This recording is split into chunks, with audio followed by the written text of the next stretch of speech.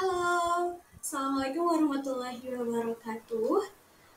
Hari ini ayo kita sama-sama belajar mengenai berpikir komputasional. Pada video sebelumnya, kita sudah belajar mengenai apa sih berpikir komputasional itu. Terus kenapa sih harus berpikir komputasional? Nah, pada video kali ini kita bakal belajar dan membahas lebih detail tentang komponen-komponen dari berpikir komputasional. Nah, pada video sebelumnya, kita udah menyinggung sedikit nih, apa aja komponen-komponen dari berpikir komputasional itu.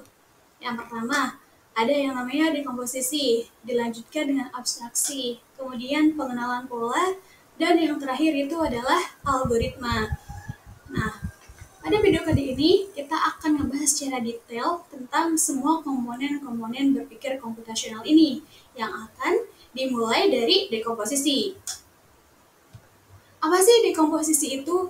Jadi, dekomposisi adalah membagi masalah besar ke dalam masalah yang lebih kecil.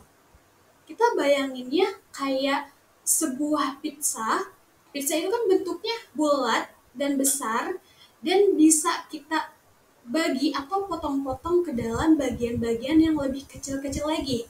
Sehingga semua atau banyak orang bisa memakan pizza tersebut.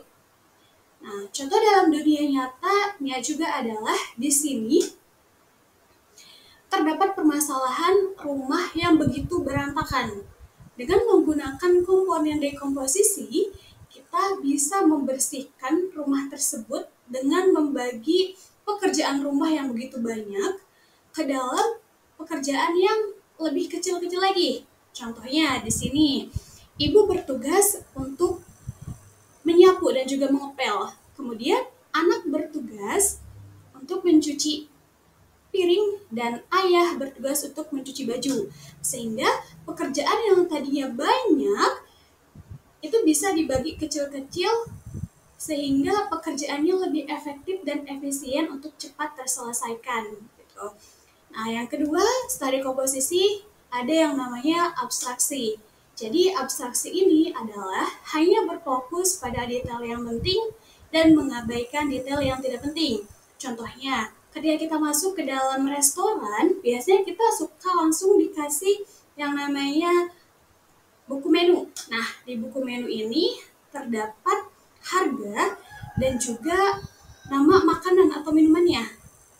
Nah, di buku menu ini tidak ada atau tidak tercantum resep makanan tersebut ataupun hal-hal detail-detail yang tidak penting lainnya. Karena untuk di buku menu itu yang penting hanya nama makanan atau minuman dan juga harganya saja gitu. Jadi detail-detail yang tidak penting seperti resep makanannya tidak dicantumkan. Okay. Kemudian yang ketiga itu ada yang namanya pengenalan pola. Jadi pengenalan pola itu kita menyelesaikan masalah berdasarkan pola yang telah ada.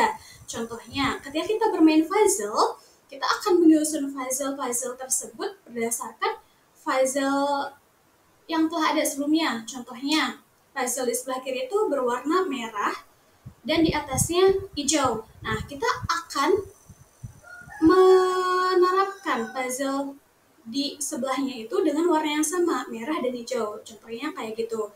Itu pengenalan pola. Contoh di sini juga ketika kita berada di lampu lalu lintas, yang mana kita tahu bahwa di lampu lalu lintas itu terdapat warna merah, kuning, dan juga hijau. Nah, ketika lampu lalu lintas itu berwarna kuning, maka kita akan tahu nih, selanjutnya kita bisa jalan gitu.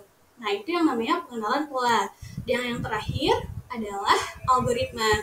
Jadi, algoritma adalah langkah-langkah yang sistematis dan logis untuk menyelesaikan masalah. Jadi, algoritma tuh kayak semacam petunjuk gitu. Langkah-langkah yang harus dilewati agar masalah itu selesai. Tapi harus berurutan. Contohnya kayak langkah-langkah membuat mie. Nah, untuk membuat mie, terlebih dahulu kita harus mendidihkan air kan sebelum memasukkan mie gitu.